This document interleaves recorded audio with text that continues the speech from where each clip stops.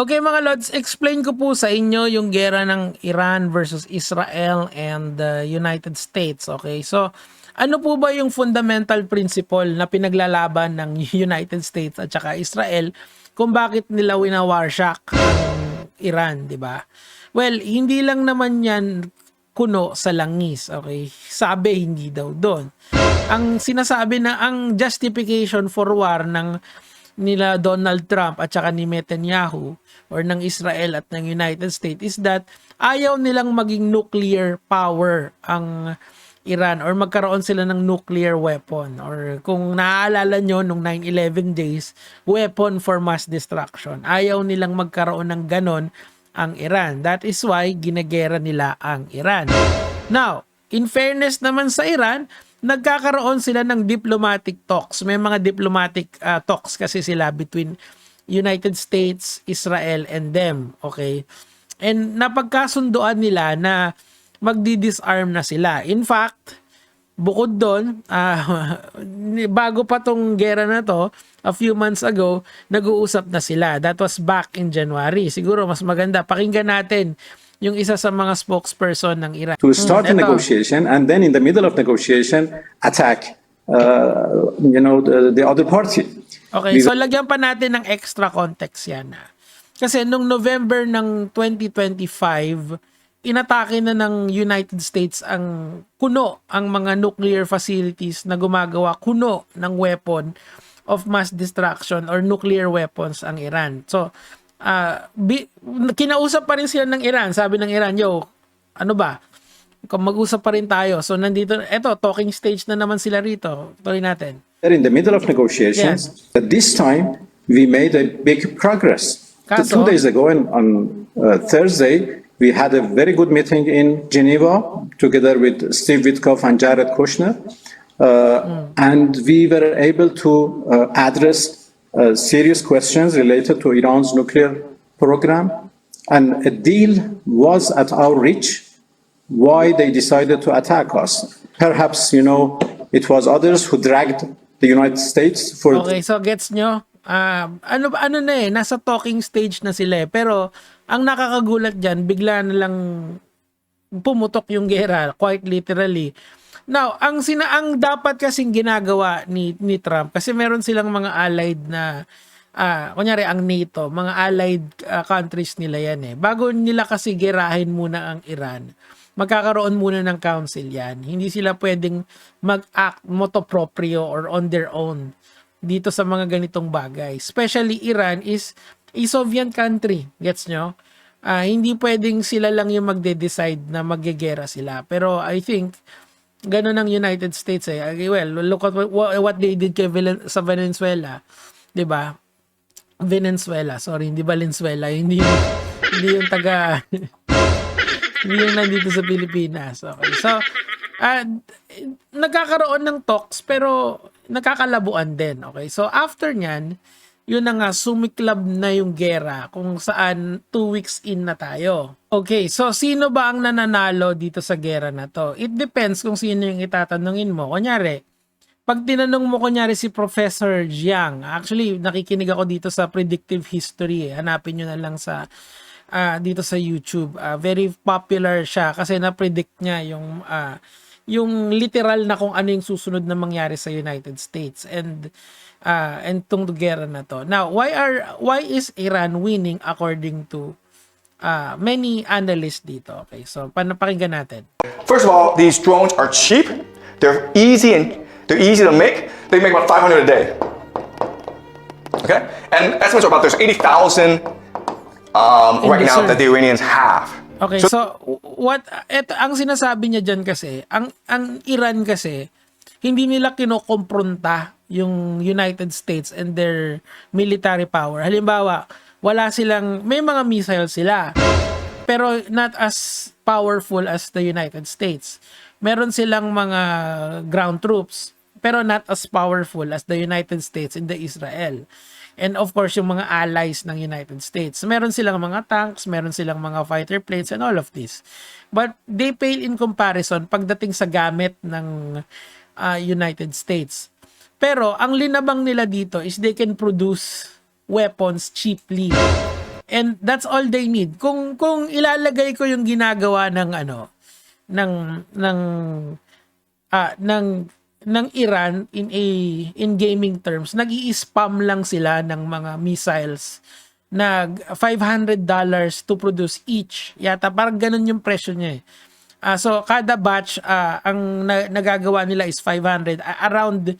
Ang intindi ko rito, nasa 50,000 to 80,000 lang yung ginagastos ng Iran kada maglalabas sila ng batch ng missiles. Unlike sa United States na ang nilalabas nila is literally millions of dollars kada titira sila. So, isipin nyo na lang to yung war of attrition na tinatawag. What does that mean? Yung resources mo versus resources ng kabila. Yung resources ng kabila, ang nagagastos na lang nila kada titira sila, siguro 1%, 2%. Yung kalaban mo, 10%, 30%, di mas mahihirapan yung kabila in terms of war of attrition. So, ang pinaka-best chance kung paano manalo ang United States dito is that they make a quick and decisive victory altogether. They were planning na tapos na to in 2 to 3 days or even a week Kaso ngayon, nasa second week na tayo. So, it's not looking good for the United States in terms of war on attrition. But, then again, hindi pa kasi natin alam yung kung paano i-escalate to ng United States. Ang Iran kasi, they have only one goal dito, is to defend. Not even the civilian, yung mga civilian nila, hindi na yata nila dinidefend kasi many are dying already. Ang ginagawa lang nila, yun nga, spam missiles, tapos, tina-target lang nila yung mga key infrastructure ng United States. Ito, interview ni Trump. I'm doing something about it, and I had to take an excursion. We had the greatest economy in history. We still do. Oh, this will bounce right back. When it's over, and I don't think it's going to be long, when it's over, this is going to bounce right back so fast. When are you going to know when it's over? When I feel it. Okay. I feel it in my bones. Will you ask?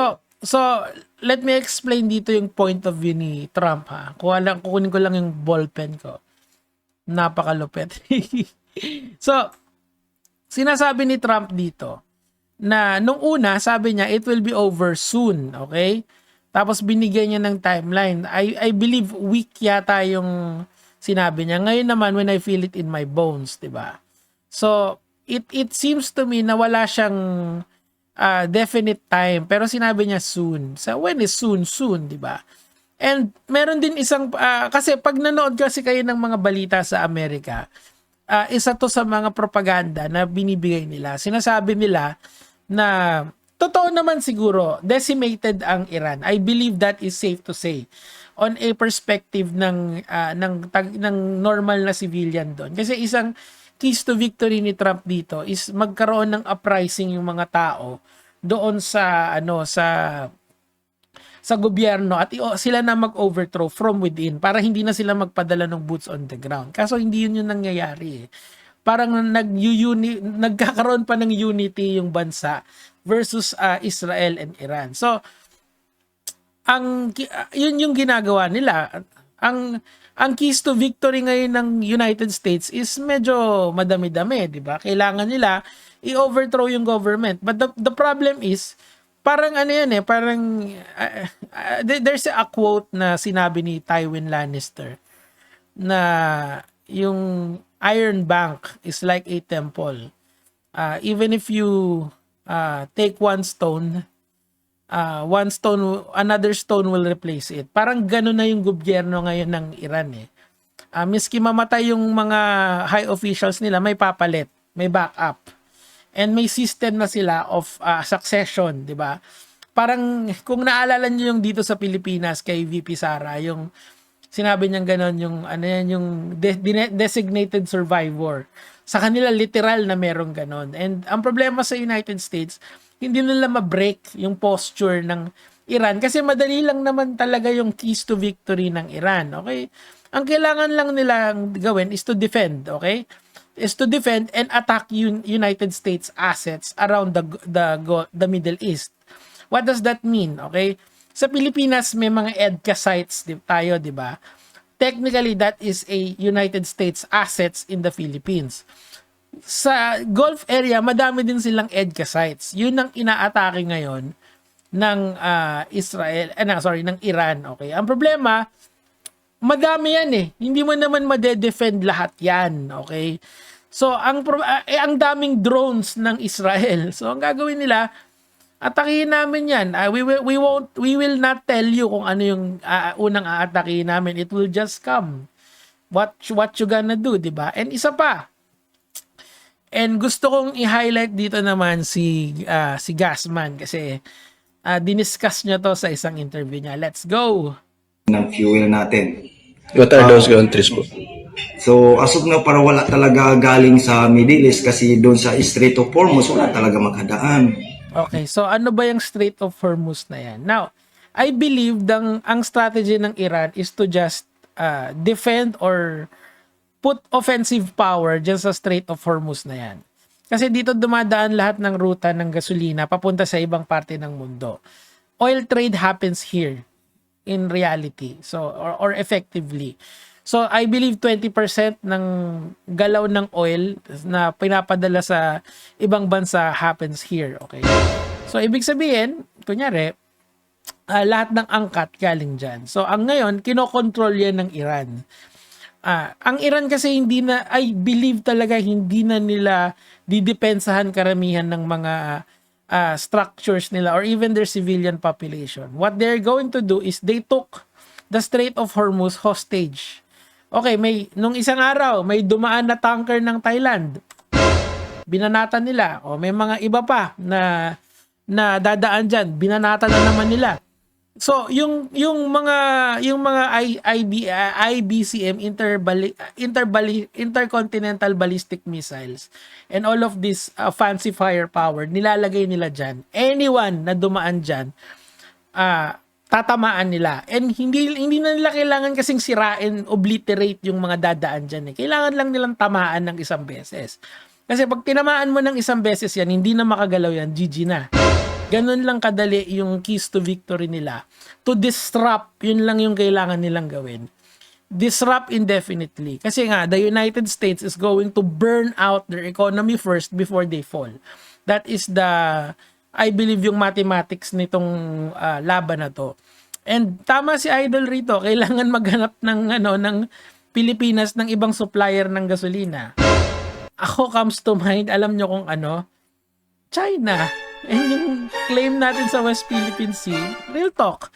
And I'd like to quote Ramon Ang, yung sinabi niyang gano'n na hindi tayo magkakaproblema sa energy if we can control yung claim natin sa West Philippine Sea. Anyway, I just wanna put it out there. But back to this. Isa yan sa taktika ng Iran. Now, ang ginagawa ngayon ng United States, okay, ang Iran kasi, meron silang parang malaking oil facility na 95% nung kanilang economy o ng gas economy nila runs on this facility. So, ang gagawin nila, binomba na nila dito yung mga gedli-gedli.